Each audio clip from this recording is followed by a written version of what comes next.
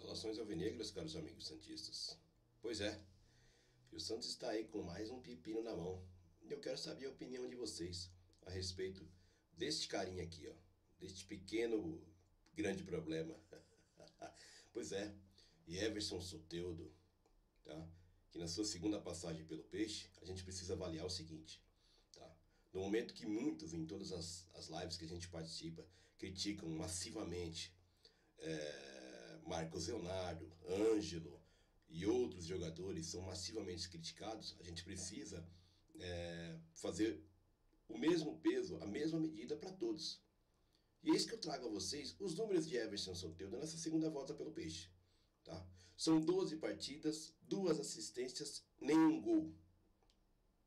2 contusões, tá certo? E agora, uma expulsão irresponsável e também uma provável punição longa aí, tá?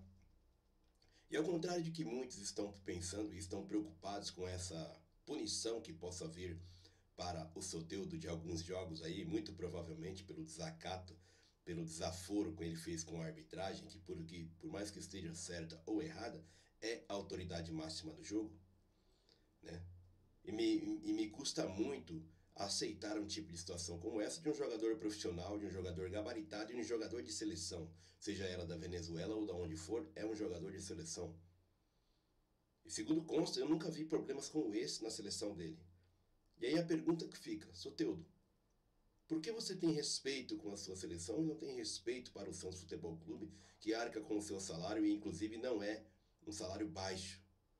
O fato de você ter recusado algumas propostas mais valiosas para ficar ao Santos não te dá o direito de toda essa falta de respeito à hierarquia que existe e deveria existir, pelo menos dentro do clube. A minha opinião é o seguinte: todos nós sabemos de fato conhecido que ele já se recusou aí a aceitar algumas determinações táticas de alguns treinadores.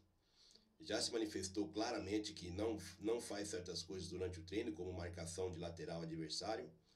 E a realidade é o seguinte: enquanto muitos estão preocupados porque ele pode sofrer uma punição e ficar fora de alguns jogos, eu sinceramente entendo que nesse primeiro momento, como estrutura de equipe, como estruturação de um trabalho que aparentemente começou a mostrar efeitos diante do Grêmio, tá?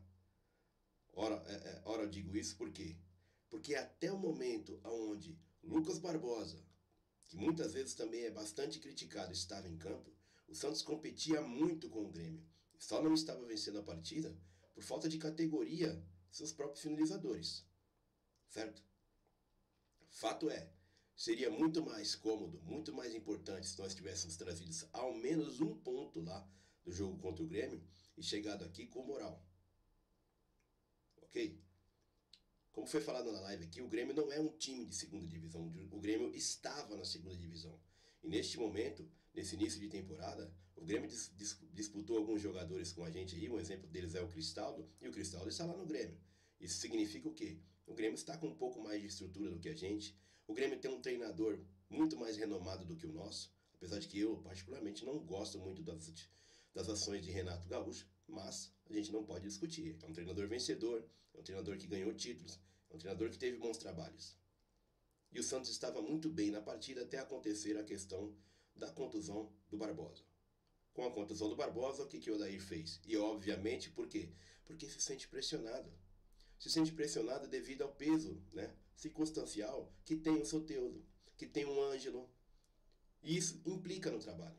E aí o senhor Soteldo entra em campo, toma um cartão amarelo ridículo, como todos vocês viram, por reclamação absurda, que não tinha cabimento.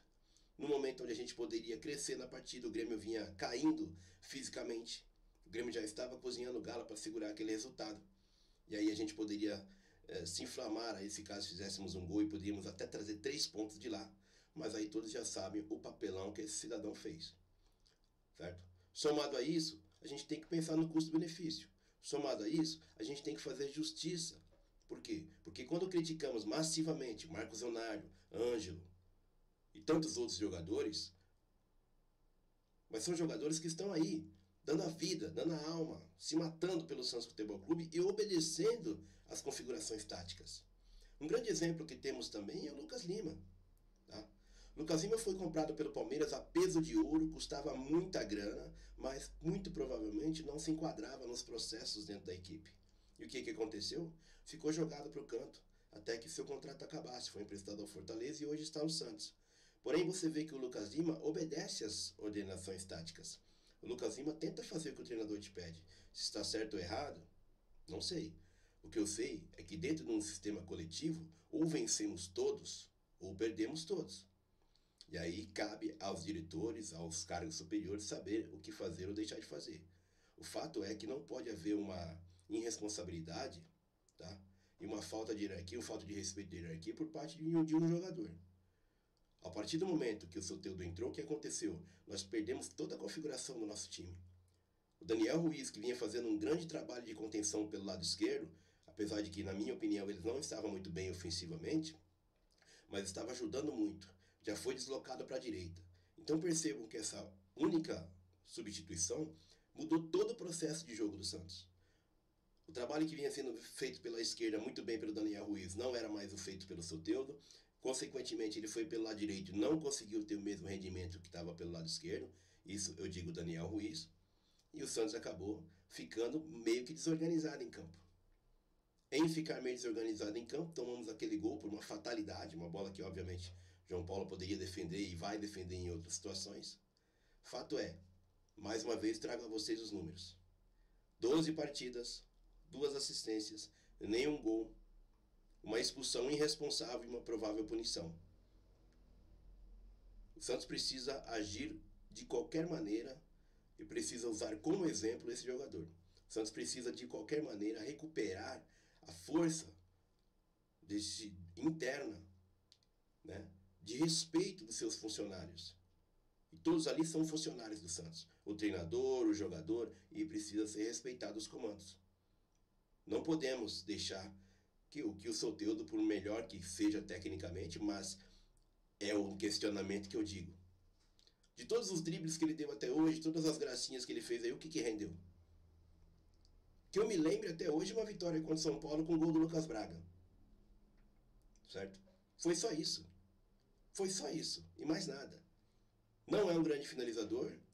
E se demonstra realmente muito irreverente, né? Muito... nem um pouco afim de cumprir as tarefas. Se enquadrar no processo. Jogar no coletivo. Exagera, inclusive, algumas vezes em algumas fitas. Corta para um lado, corta para o outro. Quando você pensa que ele vai cruzar, ele corta de novo. E quer ser o centro das atenções. Eu acho que não pode ser assim. O Santos tem que se posicionar, tem que polir internamente. Na minha opinião, já dei a opinião ontem, essa opinião na live, eu acho que tem que chegar e somar tudo que ele poderia ganhar, por exemplo, com direito de imagem nas partidas que, consequentemente, ele for punido, e descontar do bolso dele. Ele precisa ser o exemplo, já que ele quer ser o ícone, já que ele quer ser o diferente, então ele precisa ser usado como exemplo. E eu repito aqui, ao contrário das pessoas que estão com medo porque ele não vai jogar algumas partidas, pelo menos uma ou duas, no mínimo, eu entendo ao contrário. Que isso pode ser bom para a equipe, que isso pode fazer com que a equipe retome tudo que foi trabalhado aí, o que vinha sendo aplicado até a contusão do Barbosa, diante do Grêmio, e consiga ganhar um rumo positivo para a sequência do campeonato. Tá certo? Então fica aí, quero a sua opinião, diga-me para mim. O que deve ser feito com o Soteldo pelo Santos Futebol Clube? Porque pela CBF a gente sabe, ele vai ser punido. Quase que impossível que ele não seja punido. Mas o Santos precisa tomar uma atitude. Não podemos ficar refém de um jogador que dá 2 assistências e não faz um gol em 12 partidas. Sofreu contusões? Sim. Contusões são fatalidades? Sim. Mas não interessa, amigos. Eu sou santista. Eu vejo o lado do Santos.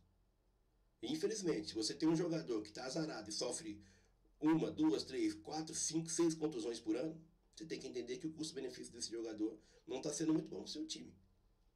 É isso. Eu vejo simplesmente assim. Tá certo? E no retorno, o cara fazer uma coisa dessa que fez, é lamentável. Deixa a sua opinião, cara amigo santista. E vamos ver aí o que o Santos vai fazer em relação a isso. Eu acho que precisa se posicionar e precisa se posicionar firme. Ninguém pode se achar melhor ou maior do que Santos Futebol Clube. Respeite a hierarquia e faça todos felizes. Melhor do que você querer ficar feliz sozinho e o clube ficar à margem disso daí. Valeu? Um abraço a todos vocês. Ale, DNA Santista.